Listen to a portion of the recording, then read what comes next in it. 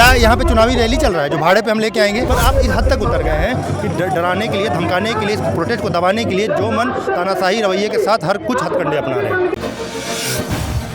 आंदोलन के 91वें जेपीएससी आयोग का शव यात्रा निकालकर अंतिम दाह संस्कार किया गया, जिसमें झारखंड के विभिन्न जिलों से हजारों छात्र शामिल हुए।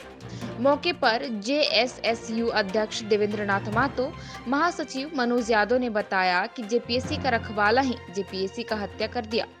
जेपीएससी मर चुका है, इसीलिए जेपीएससी आयोग को 91 दिनों से चल रहे आंदोलन से सुनाई नहीं पड़ रहा। जेपीएससी को झाल फांस संयोग कमीशन कचरा का डब्बा, भ्रष्टाचार का अड्डा बन गया। सिर्फ सेटिंग गेटिंग पैरवी पुत्रों को चयनित करके अधिकारी बना रहा है, इसलिए जेपीएससी का शव यात्रा निकालकर अंतिम दाह संस्कार किया गया। कार्यक्रम को देखते हुए पुलिस का छवनी राजभवन से हरमू मुक्तिधाम तक बिछ गई थी। राजभवन से मुक्तिधाम के लिए शव यात्रा निकालते ही पुलिस राजभवन में ही रोक दी। सभी छात्र राजभवन के समक्ष ही पूरे विधि विधान से जेपीएससी का दाह संस्कार कर दिया। अंतिम संस्कार आज हम लोग का लास्ट है। जेपीएससी पे भरोसा उठ गया है छात्रों का। और ये जो भीड़ दिख रही है, इससे कुछ दिन पहले जो मंत्री साहब हमें भाड़ा का नाम दिया गया था कि भाड़े में हम लेके आए हैं। आप देखिए भीड़, क्या यहाँ पे चुनावी रैली चल रहा है जो भाड़े पे हम लेके आएंगे। और ये शव यात्रा इसलिए है कि अब हमें जेपीएससी पे भरोसा नहीं रह गया है। जेपीएससी जैसे संवैधानिक संस्था जब एक ट्रांसपेरेंट तरीके से एग्जाम कंडक्ट नहीं करा सकती है तो उस पर हमें भरोसा करने का कोई अधिकार नहीं है। और जेपीएससी से भरोसा उठ गया, इसलिए छात्र उग्र होकर आज अंतिम संस्कार कर रहे हैं। और जब जेपीएससी के साथ ऐसा होगा तो जेएसएससी के साथ क्या होगा? अंडरटेकिंग कितने अभी इंस्टीट्यूट है झारखंड में, इसके साथ क्या होगा? छात्र इतने उग्र हो चुके हैं, इतने परेशान हो चुके हैं कि भरोसा खत्म हो चुका है और इसलिए दाह संस्कार कर रहे हैं। हरमू जाने दिया जाए, अगर नहीं जाने दिया जाएगा तो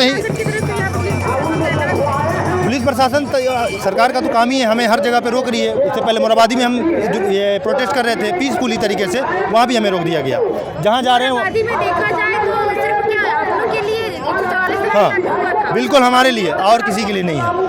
रात में सो रहे हैं तो उठा के ले जा रहे हैं, बीच मैदान में जा रहे हैं तो वहाँ 144 लगा दिया जा रहा है। हर कोने कोने में ये जहाँ जेपीएससी का प्रोटेस्ट देख रहे हैं, क्योंकि डर गई है सरकार को पता चल चुका है कि गलती हुई है और बड़े पैमाने पे गलती हुई है। तो इसे छुपाने के लिए अब साम दाम दंड में जो हथकंडा है अपना रही है, ये दबाने के लिए हर वो कोशिश कर रही है, चाहे वो सही हो चाहे गलत हो। मैं पूछना चाहूँ किस पॉइंट के थ्रू आप किस आधार पर लेके गए थे?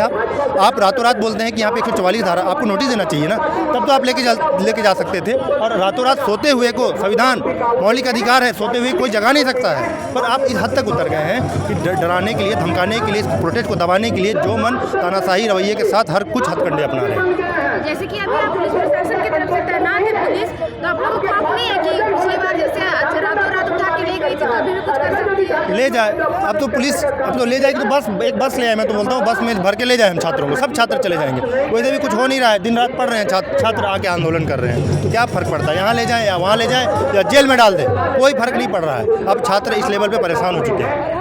आगे क्या करेंगे? आगे आज शव यात्रा होगा, अभी मुंडन कराएंगे और आज जेपीएससी का अंतिम संस्कार करके इसे खत्म कर देंगे। इस पे अब भरोसा नहीं रह गया है, लास्ट यही ऑप्शन है, इसे भंग किया जाए राज्यपाल महोदय द्वारा और यूपीएससी या ज्वाइंट पब्लिक सर्विस कमीशन के थ्रू एग्जाम कंडक्ट कराया जाए। एग्जाम है 28 को, इन्होंने डेट तक दे दिया गया। और जबकि खुद आयोग गलती मान रही है कि हाँ 49 लड़कों का हमने गलत तरीके से सिलेक्शन लिया था, फिर बाद में रद्द करते हैं आप। तो जब गलत है, चाहे छोटे पैमाने पे गलती है, बड़े पैमाने पे गलती तो गलत होता है। तो आप डिसीजन लीजिए। आप जो नियमवाली बनाने के लिए आप अपने अधिकारियों को हर स्टेट में भेज रहे हैं, आप यूपी में क्यों नहीं भेज रहे हैं? यूपी में जाके देखिए ये टेट का एग्जाम अभी कैसे रद्द करा दिया गया, धांधली हुआ था बड़े लेवल पे और जितने ऑफिसर थे सबको सस्पेंड कर दिया गया। तो आप ऐसे एक्शन क्यों नहीं ले पा रहे हैं? मैं सरकार से पूछना चाहता हूँ।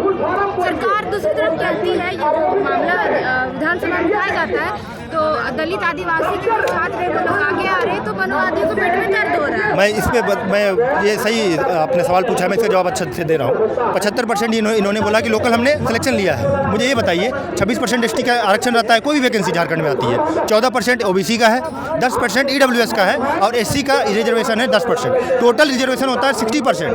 आप 70% का बात करते हैं, 60% रिजर्वेशन तो ऐसे ही है, वो तो आपको देना ही पड़ेगा। और बात रहा 40% का जनरल कैटेगरी के, अगर फॉर्म भरते हैं तो क्या वो बाहर के हैं? झारखंड में जनरल सामान्य वर्ग के लोग नहीं पढ़ाई करते हैं क्या? कि आपको वोट नहीं दिए, आप ऐसे ही सत्ता में आ गए हैं। इस चीज़ को आप नज़रअंदाज करते हुए बस आप रीजनल सेंटीमेंट से को हट कर रहे हैं, आप एक सहानुभूति जता रहे हैं ताकि एक ST SC और OBC वर्ग उनके सपोर्ट में आए, बस यही उनका मकसद है। जेपीएससी का जो आज हार्ट अटैक से मौत हुई है, अधिक भ्रष्टाचार करने से जेपीएससी का आज मौत हुई है, सबसे ज़्यादा दुख सरकार के आदमी और प्रशासन के आदमी है।